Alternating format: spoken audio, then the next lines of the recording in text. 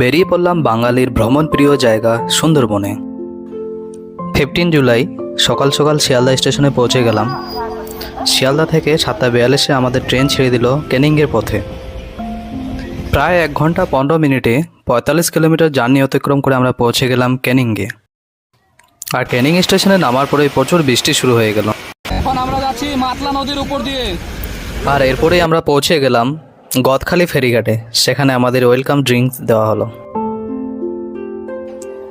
তো ফাইনালি আমরা বোটে উঠে গেলাম, যেখানে আমাদের 3 দিন কাটাতে লাগবে। এখন আমরা পৌঁছে গেলাম গোসাবাতে, যেখানে আমরা এখন যাব বেকন বাংলোতে। আর এই বেকন বাংলোতেই স্কটিশ বিজনেসম্যান হ্যামিল্টনের আমন্ত্রণে রবীন্দ্রনাথ ঠাকুর এখানে এসে 2 নাইট স্টে করেছিলেন। বেকন বাংলো পরিদর্শনের পর আমাদের জার্নি আবার শুরু হয়ে গেল। সবাই চারিদিকের ম্যানগ্রোভ অরণ্যের সৌন্দর্য উপভোগ করছিল। এরই মাঝে প্রচুর খিদে পেয়ে গেল।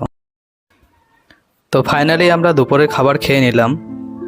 প্রায় কিছুক্ষণ যাওয়ার পর আমরা এবার পৌঁছে গেলাম পাখিরালা ফেরিঘাটে, যেখান থেকে আমাদের আজকে হোটেলে নিয়ে যাওয়া হবে।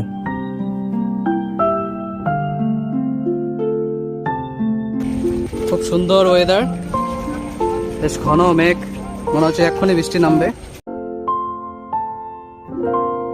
প্যানেলে আমরা চলে এসেছি রাজলক্ষ্মী হোটেলে।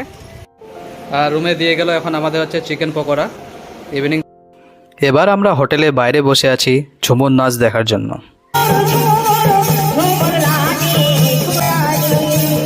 এরপরেই আমরা ডিনার সেরে নিলাম ফ্রাইড রাইস এবং চিলি চিকেন দিয়ে। দেখা হচ্ছে নেক্সট পর্বে।